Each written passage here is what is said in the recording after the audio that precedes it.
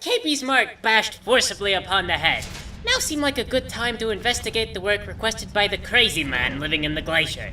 Yes. Within nearly every Dwemer ruin lived the Falmer, the Snow Elves.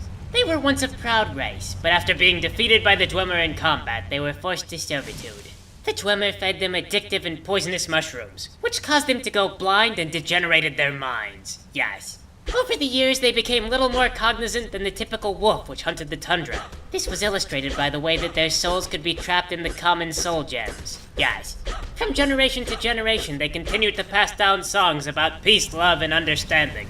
But many scholars postulate that the Falmer don't really understand what the songs mean anymore. Aside from this, as a race, they like to decorate everything with bug carcasses. To reach Kaybe's goal, she would have to ascend even deeper still. Yes. And the still-working automatons of Dwarven Meg posed a serious threat. The man-sized machines were one thing, but the siege engines were designed to smash apart reinforced walls. Kaybe was not a reinforced wall and would smash apart far easier. Still, Kaybe did have one advantage. She was much faster than a wall. Yes. Persistence and cowardice cleared the path, and Kaybe could now use this machine. Some might consider how dangerous this would be, but Kaybe had been the chosen one numerous times. She assumed that fate was likely to see her through no matter what. Yes. After all, the Greybeard, the Night Mother, and half the Daedric princes in Nirn probably wouldn't bet on Kaybe if she wasn't destined to do something. And among the things she was destined to do was to lay eyes on the land of Blackreach. Yes. She would not be the first, and would not be the last, but it was still a sight to behold for all those who would do so. Earlier, Kaybe mentioned that the Snow Elves were defeated by the Dwemer, but this was not entirely accurate. Yes. Prior to that, they were defeated by a 12-year-old girl, and prior to that, they were defeated by the Nords. Yes. Constant failure made them accustomed to hiding, and here in Blackreach is where they hid. These days, the Falmers took to raiding the surface world, capturing people and forcing them into slavery. Yes. Kaybe took it upon herself to liberate those poor souls.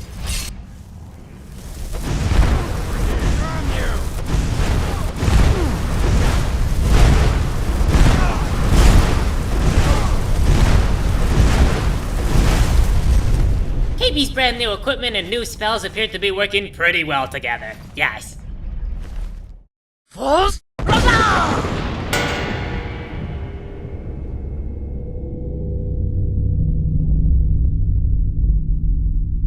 Kaybe found a large, glowing thing. It was very old and she thought maybe she could knock it down by shouting at it. Yes. Unfortunately, it did not crush the ruins and all the Falmers inside. Instead, it appeared to have summoned a dragon. It was not, sadly, the most impressive of specimens, but this beast left Kaybe with so many questions. How did this dragon get down here? Yes. When the dragon landed, he refused to take to the skies again, even though he arrived by flight in the first place. Had he hit his head? Was he afraid to fly again? Yes?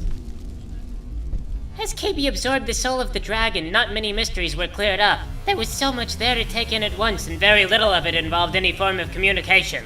There were vast, insurmountable gulfs of unyielding boredom. The dragon spent months on end doing nothing. Kaybe had apparently slain the world's most uninteresting dragon. This dragon did so little that by itself, that alone was fascinating. Kaybe did not learn any words from this dragon, but she did learn a new sense of appreciation for the fresh air and the things that she had. Yes. Kaybe found her way to the Tower of Mazark. It was guarded by some sort of spectral creature. It was similar to a ghost, but wrong, in several ways. Fortunately, this arcane creature was weak to suplexes. Yes. This is why Kaybe was destined for greatness, because no one ever foresaw this being a problem. Yes. Okay, this cube goes in here. And, okay, yes, Kaybe sees. Okay, of course. But, oh yes, of course, now the button works. Okay.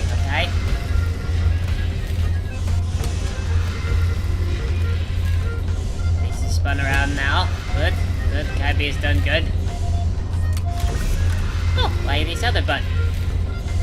It is visible now. Oh yes, this all makes perfect sense.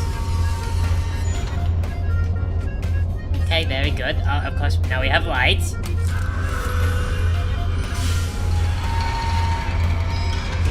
Ah, actually have this crystal thing.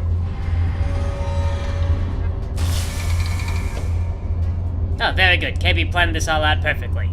Kaybe had no idea what she had done. This was a very old and delicate piece of machinery, and she had randomly pushed buttons until something had happened. In the center of it all was an Elder Scroll, of all things. Kaybe, and indeed no one, was entirely sure what exactly an Elder Scroll could do, but they were powerful and ancient artifacts. Sometimes they told the future, other times they affected the fundamental laws of the universe. It took years of training and research to understand how to read one of these scrolls, and if Kaybe could, it would either render her blind in the best of cases, or insane, more probably. Yes. So the scroll was useless to Kaybe, and these things were highly sought after, so Kaybe's life was in grave danger from having one. But it was Kaybe's now, and no one was going to have it. Well, hello, Septimus. Kaybe has returned. Dwemer in the beyond. I'll know your lost unknown and rise to Yes, your Kaybe depths. has your lexicon, Septimus. Thank you for your infallible wisdom. Give it quickly. Extraordinary. I see it now. A cube. The ceiling structure interlocks in the tiniest fractals. Dwemer blood can loose the hooks, but none alive remain to bear it. A panoply of their brethren could gather to form a facsimile. A trick. Something they did not anticipate. No, not even them.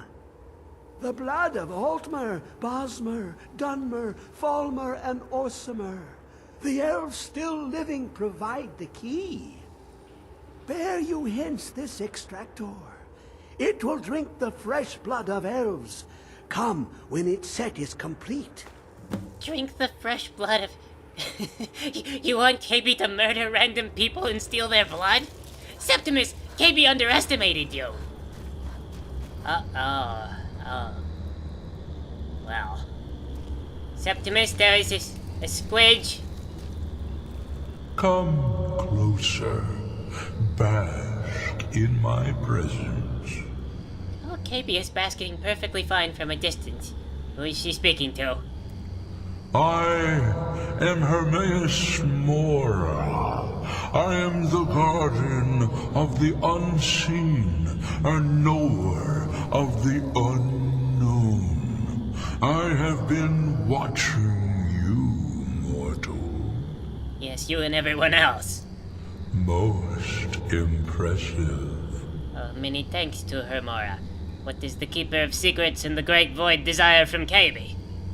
Your continuing aid to Septimus renders him increasingly obsolete. He has served me well, but his time is nearing its end.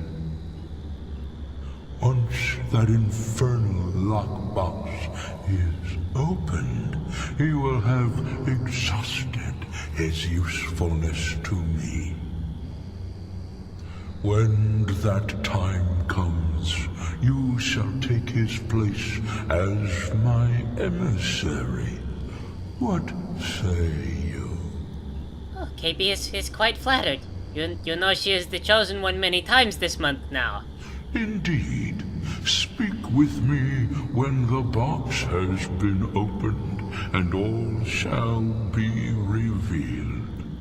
Kaybe does as you desire, Great Lord. Okay. Suddenly, Kaybe being the chosen one over and over again was making a great deal more sense than it would have otherwise. Hermora was the Daedric Prince of Fate. It was impossible to determine if Hermora was saying things that were true, or only saying things that would achieve the desired results. But if Hermora was watching Kaybe for a great deal of time, that meant that many strings were being pulled. Yes. Father, you worry too much. I'll be fine. I know you will, but all the same, remember everything I said. Stay alert, and when you get to the cities, make your observations and move on. I understand, but you're being paranoid. I'm inspecting security, not charging off into battle. There's not a lot that can go wrong. Son, when the Emperor's safety is concerned, anything could go wrong. Off with you now, and good travels. Farewell, Father. I'll return as soon as I'm able. Well, this is it then. Look after yourself, Gaius. You're doing your duty, and I'm proud of you, but you better come back to me.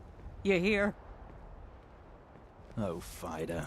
I may travel alone, but you know I carry you always in my heart. I'll see you soon. Awkward silence. And turn and walk away. You know, you can end the conversation with goodbye. Yes. So, Mr. Gaius, you are traveling a very great distance. Kaybe has a map. Wait, let her check the map. Yes, certainly this is a great distance. Kaybe doesn't know if you saw her listening in on your stilted conversation, but your family spoke as though you were very likely to die on this long trip. Yes. Now, Kaybe has a map. She does not know if you'll notice. She checked the map just a second ago, and she is very skilled at traveling across Skyrim. Yes. Now, Kaybe sees you are going to be walking, and this is going to be very slow, but for a small fee, Kaybe will lead you to Markarth. She has been there several times before, yes. That is as far as Kaybe can lead you. You see, she is on her way to Markarth, so this is not a suspicious thing. Only the one-time payment, you see. And then Kaybe has to go and do Kaybe things. You know how it is, typical Khajiit sort of activities, like chasing butterflies, yes. Just let Kaybe check your schedule here to see if she can get you on time. Never should have come What? here. What? Kaybe's prices are reasonable, yes, she is just trying to help you. What is this? Oh, Kaybe knows what this is. Every time you give the Imperial Guard the sword, he thinks every Khajiit is the criminal. Yes, it is racism towards Kaybe. Okay, hold on. Oops, I almost got Kaybe that time. Yes. Okay, this part here is a slight complication, yes. Gaius, if you would focus on the barbarians, please. You see here what a good team we make together, yes. Oh, come on, Kaybe thought we had the understanding. Even as Kaybe heals your wounds, you continue with the bashing with the sword, yes. Oh, poor baby, are you getting tired back there, yes? See, you laugh when Kaybe says she chased the butterflies, but if you chased the butterflies like Kaybe, you would be in shape like Kaybe. I could do this all day! It is not even exaggeration, yes. We really have been doing this all day. Welcome to Markarth, by the way. You can see here that the walls are of Dwemer origin, by the way. Yes, it was once inhabited by Dwemers, but when they all vanished, it was inhabited by Denords. The people here still sleep on this stone bed out of reverence for the past, or perhaps because they are stupid. And here we are in the Markarth Market District, yes. During the day, there would be many vendors selling their wares. And this is the Silverblood Inn, where Kaybe presumes you will be staying, yes. Kaybe assumes you will be staying for eternity. Yes. Oh my god, I can. What? Kaybe can explain. You have committed crimes against Skyrim and her people. What say you in your defense? Kaybe is innocent, but she will pay your money anyway, cheap gasses. Smart woman. Now, come along with us. We'll take any stolen goods, and you'll be free to go. After you pay the fine, of course. Skyrim's legal system was so broken it defied all logical explanation. Yes. Gabriella! Kaybe has quite the story, yes. Ah, at last. I've been anxiously awaiting your return. Gaius is dead. You would not believe what Kaybe went through. Yes, I know. As does Astrid. You have done well, and have earned both your reward and a bonus, as I have mentioned. But you should know that we have a more pressing matter to deal with. It's... Cicero. There's been an incident. You should proceed into the sanctuary. I'll let Astrid explain. What did you fools do to upset Cicero? He is a nice guy, a little crazy, enjoys killing. You made fun of his hat, didn't you? Now he is probably locked in his room, crying. Let the elixir do its work. You'll feel better shortly. Thank you, dear. You are most kind. The Jester's cut feels as bad as it looks, I'm afraid. Damn it, this never should have happened. We knew better. We knew better, and still we let our guards down. Ugh! Oh. I'll admit, even I'm having a hard time disagreeing with you. Marrow is dead, I know. But we've got bigger problems right now. You upset Cicero and he stabbed you, yes. The fool went absolutely berserk. He wounded Vizara, tried to kill me, and then he fled. I knew that lunatic couldn't be trusted. He is a murderer. Oh, it's true, I'm afraid. Cicero was a little whirlwind, slashing this way and that. It would have been funny if he weren't trying to murder us all. Don't forget the ranting and raving. About the Night Mother, how she was the true leader of the Dark Brotherhood, and Astrid was just a pretender. Look, we've got to deal with this situation. You've got to deal with this situation. What does Kaybe have to do with this situation, Astrid? I want you to find that miserable little fool and end his life. But first, find my husband. Make sure he's all right. After the attack, Arnbjorn flew into a rage. When Cicero left, Arnbjorn went after him. They disappeared into the wild. Search Cicero's room. Maybe there's something in there that sheds some light on where he might have gone. Let me know the minute you find something. I've got to see to Vizara and calm everyone down. Bested by a fool. Who's the fool now, Hush, Vizara. You were very brave. Astrid may well be dead if not for you. She's right. I'll be forever in your debt, dearest brother. Now be quiet. Just rest. Everyone seems very calm, yes? Should have figured the little lunatic would completely snap. Bah, you snapped him. Mullerill is dead. I hope the elf didn't give you too much trouble. No. I once got set on fire by a sorcerer. Nasty business, that. But I digress. Here's your payment. Helvard has also been slain. Kaybe killed him in his sleep, yes. Well, that's sure to throw a branch into Falkreath's well-oiled political machine. Here's your payment. Well earned as always. Yes, good. And now before Kaybe departs to deal with this mess, Kaybe would like details on this final contract. Yes. Yes, I believe you are. Very well then. You need to find and kill Safia, the captain of the pirate ship, Red Wave. The ship travels the northern coast and sometimes isn't even in Skyrim at all. So you'll have to be patient. Good luck. Surely they land their bug places sometimes, but Kaybe will keep the eye out. Go on now. Kaybe is going. She will be back soon.